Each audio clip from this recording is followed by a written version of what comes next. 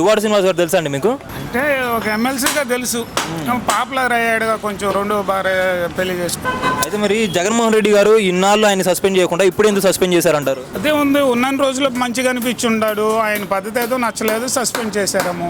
ఏదైనా బయటకు వస్తేనే గారు మనం మాట్లాడుకునేది. అలా రెండో భారతి ఇలా చేయడం కరెక్ట్ అంటారా మరి? ఎవరు ప్రాబ్లమ్స్ వాళ్ళ బ్రో. నమస్తే అండి, ఏం పేరు మీ పేరు? నా పేరు వసంతరావు. వసంతరావు గారు, ఎక్కడి నుంచి మీరు? మాది మంగళగిరి అండి. మంగళగిరేనా? ఇప్పుడు దువ్వాడ శ్రీనివాస్ గారు తెలుసా అండి మీకు? తెలుసు, ఒక ఎమ్మెల్యేగా, ఎమ్మెల్సీగా. ఎమ్మెల్సీ. ఆయన రీసెంట్గా జగన్మోహన్ రెడ్డి గారు సస్పెండ్ చేశారు. పార్టీ క్రమశిక్షణ చర్యలు కొద్దిగా సరిగా లేవని చెప్పి ఆయన సస్పెండ్ చేయడం జరిగింది. ఆయన సస్పెండ్ చేయడం కరెక్టా రాంగా?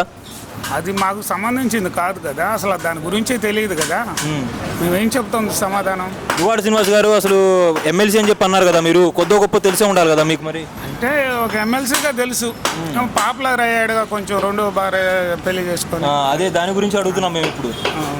అలా రెండో భారతి ఇలా చేయడం కరెక్ట్ అంటారా మరి? అంటే రాజ్యాంగబద్ధమైనటువంటి ఒక హోదాలో ఉంటూ ఇటువంటి పనులు చేయొచ్చా? అవి వాళ్ళ పర్సనల్ అబ్బా, మనమే వాళ్ళకి క్వశ్చన్లో మనం ఎందుకు వేస్తాం, వాళ్ళ పర్సనల్ అవి.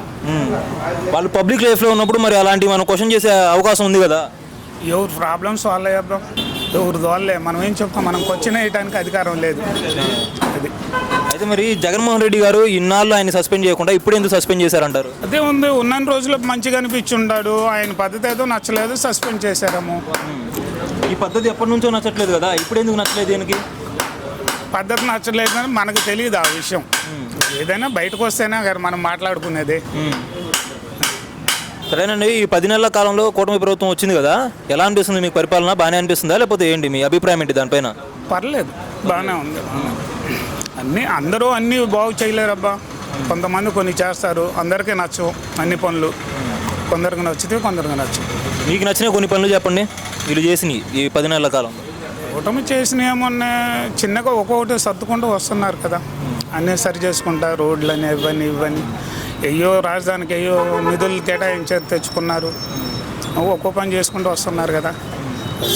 రాజధాని అంశం అని చెప్పి మీరు లేవనెత్తారు కాబట్టి చెప్తున్నాను, 3 ఏళ్లలో కంప్లీట్ చేస్తామని చెప్పన్నారు కదా, 3 ఏళ్లలో కంప్లీట్ అవుతుందంటారా? అయ్యిద్ది, మనం కూడా చేస్తే సాయం చేస్తే అయ్యిద్ది.